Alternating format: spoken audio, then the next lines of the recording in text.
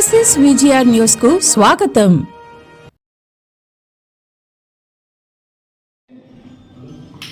YCP కౌన్సిలర్లు ముందట్లో కూర్చోవడం, MLA గారు ముందుకు వెళ్ళారు. వెళ్తానే ఏంటంటే పోతే ఏంటంటే అక్కడ ఎమ్మెల్యే గారికి వాళ్ళు పిలవండి అని చెప్పడం జరిగింది. పిలిచినా ఆడిపోయి ఎస్ఐ గారు వాళ్ళకి బదలాడాడు. ఎక్కడ మిమ్మల్ని అవమానపరిచారండి? మిమ్మల్ని కనీసం ప్రోటోకాల్ ప్రకారం జాను అనే వ్యక్తి అక్కడ పిలిచాడు మిమ్మల్ని అందరినీ. పిలిచాక మీరు వెళ్ళిపోయారు. అంటే ఎమ్మెల్యే మా వాళ్ళు ఎవడే కలుచుకోండి ఎట్లా విధంగా మీరు మాట్లాడారో. పోతే ఇంకోటి, వెంకటగిరి మున్సిపాలిటీని నిద్రమల్లి జనార్దన్ రెడ్డి రాజస్వామి డెవలప్ చేశారని చెప్తున్నారు.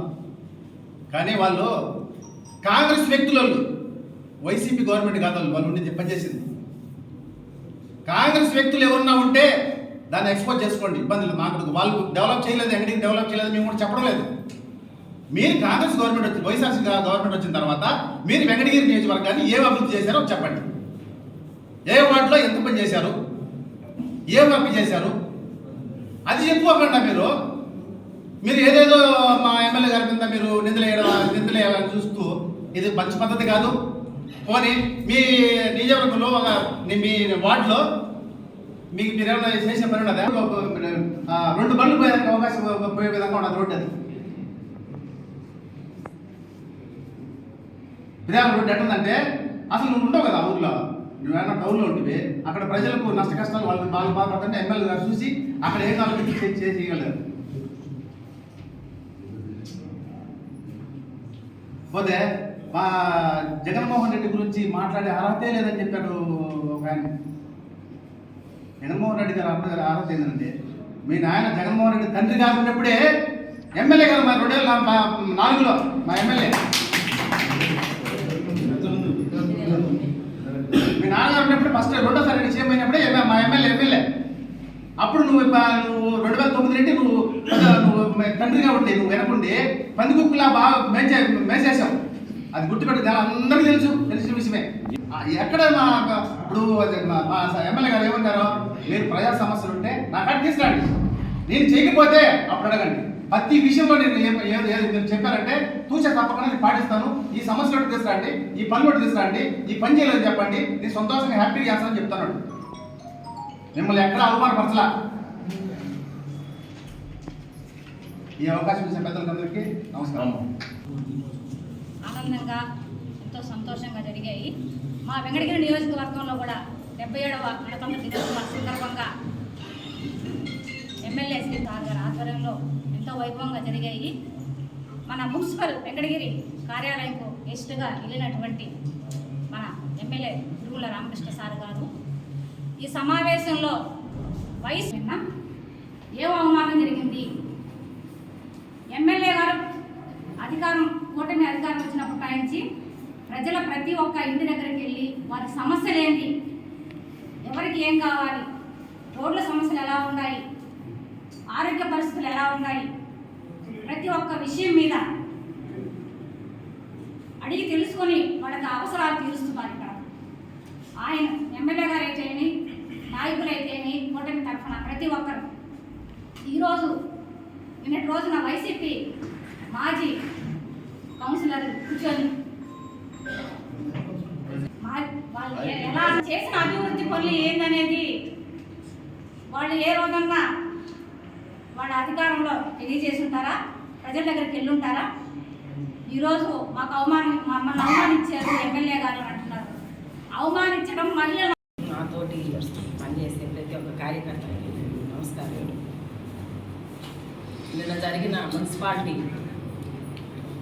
కార్యక్రమంలో ఒక విజిట్గా మన ఎమ్మెల్యే గారు వెళ్ళారు. వాళ్ళే చెప్తున్నారు, మాకు ఇంకా 2 నెలలు ఉంది, మాకు పరిపాలన అని. ఒక మన శాసనసభ్యులు ఎమ్మెల్యే సారు విజిట్గా వెళ్ళారు. ఆయన మీరు గౌరవం ఇచ్చారా? ఆయన రావడము, సార్ కూర్చోవడం, మీరు వెళ్ళిపోవడం, ఇదేమన్నా పద్ధతేనా? పద్ధతుల గురించి మీరు చెప్తున్నారు. మన వార్డులోనే అక్క మీరు నిన్న చెప్పారు, కట్టడాలు ఏయో జరుగుతూ ఉన్నాయి, నా దగ్గర ప్రూఫ్లు ఉన్నాయి అని. రిషికొండలో కట్టేసిన కట్టడాల కంటేన పురుగుల దేశం యావత్తూ చూపిస్తుంటారు. ఇక్కడ మన వాటిలో కట్టేస్తున్నారు, అక్కడ కట్టేస్తున్నారు అనేది కాదు. ఎక్కడెక్కడో ఎవరూరు ఆక్రమించుకున్నారు, ఎవరూరు ఎంతంత ఆక్రమించుకున్నారు, ఎవరూరు ఎంతంత దోచుకున్నారు. కాలేజీ ఫీజు రియంబర్స్మెంట్స్లు వైసీపీ వాళ్ళు ముందు చేరిన పిల్లలకి ముగించేసేసారు. ఆ రోజు ప్రభుత్వం వచ్చిన రోజు నుంచి ఆ ముందు పిల్లలకి ఇచ్చారు. అట్లా కాదు, చంద్రబాబు నాయుడు మన సీఎం గారు ప్రతి ఒక్కరికి మనము మన పథకాలు కానీ మన ఫీజు రియంబర్స్మెంట్ కానీ ప్రతి ఒక్కరికి పంపించినాం. ఎవరో ఎందుకు మా పిల్లలకే జగన్ ప్రభుత్వం వచ్చిన ముందు సంవత్సరం కాలేజీలో చేరిస్తే రాలేదు. ఆ వైసీపీ ప్రభుత్వం సంతకం పెట్టిన రోజు నుంచి ఆ రోజు చేరిన నుంచే వచ్చినాయి. మరి ఈరోజు సీఎం సంతకం పెట్టిన వైసీపీ ప్రభుత్వం కాదు, ఏ ప్రభుత్వం కాదు, ప్రతి ఒక్క ప్రభుత్వంలో ఉన్న పిల్లల భవిష్యత్తును చూస్తున్నారు, అభివృద్ధి చూస్తున్నారు. మీరు అవన్నీ చూడట్లేదు. అభివృద్ధి గురించి మీరు చెప్తున్నారు. పాత్రికేయులకి అందరికీ ఉన్న స్థానిక కూడా నమస్కారం.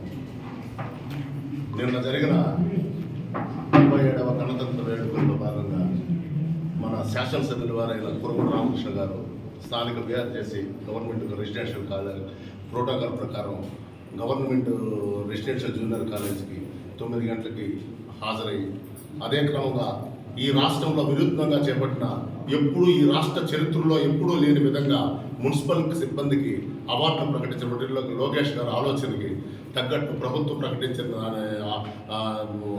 విధానం ప్రకారం ఆయన కొంత ఆ కార్యక్రమాన్ని పూర్తి చేసుకొని మున్సిపల్ కార్యాలయానికి రావడం జరిగింది. మున్సిపల్ కార్యాలయం జరిగినప్పుడు అక్కడ ప్రభుత్వం సంబంధించిన వ్యవహారం గణతంత్ర దినోత్సవం అంటే రాజకీయ నాయకులు వ్యవహారాలు చేసేవాటి కాదు. ప్రభుత్వ యొక్క యంత్రాంగం చేయాల్సిన విధి విధానంలో ఒక భాగం. ఎందుకంటే గణతంత్ర దినోత్సవం దాంట్లో భాగంగా కమిషనర్ గారు తన ప్రతినిధులను నియమించి ఆ ప్రతినిధి ద్వారా పిలిపించడం జరిగింది. ఆ ప్రతినిధి ఎవరంటే జాన్ అనే కార్మికుడి ద్వారా అక్కడ ప్రతినిధి ద్వారా పిలిపించడం జరిగింది. జాన్ అనే కార్మికుడు మొట్టమొదటి తన ప్రోటోకాల్ విధి విధానాల ప్రకారం మున్సిపాలిటీలో ఉన్న కౌన్సిలర్ని ప్రథమంగా వేదికను అలంకరించవలసింది కోరుచున్నారన్నారు. అదేవిధంగా ఎమ్మెల్యే గారిని, దాని తర్వాత వ్యవసాయ కార్మికులను, అనేక రకాల ప్రజా ప్రతినిధులు ఉంటారు, మాజీ ప్రతినిధులు కూడా పిలుస్తూ ఉంటారు. అదే పెద్ద తప్పు విషయమే కాదు. అలా ప్రజలు పిలిచిన తర్వాత మీరు రాకుండా తిరిగి ఎమ్మెల్యే గారి మీద మీరు విధంగా మాట్లాడడం అనేది ఎంతవరకు సమంజసం? రాష్ట్రంలో ఏ గణతంత్రంగా విలువలు రాజ్యాంగ నిబద్ధత ప్రకారం ప్రశ్నించే ప్రజాప్రతినిధులు ఎవరు కూడా ఎవరితో సంబంధం ఉన్న ప్రజాప్రతినిధులు అనేక పార్టీలు వాళ్ళు ఉండవచ్చు. కానీ ప్రతినిధులుగా మీరు బాధ్యతగా ప్రవర్తించాల్సిన బాధ్యత మీరు, ఆ కార్యక్రమాన్ని పరిపూర్ణంగా పూర్తి చేయాల్సిన బాధ్యత మీది. ఆ బాధ్యతను విస్మరించారు. అలాగే జగన్ గారిని ఎమ్మెల్యే గారు విమర్శించే స్థాయి లేదు అన్నారు. జగన్ గారు ఎమ్మెల్యే కాకముందే 2009లో మన కురగొండ రామకృష్ణ గారు ఎమ్మెల్యే.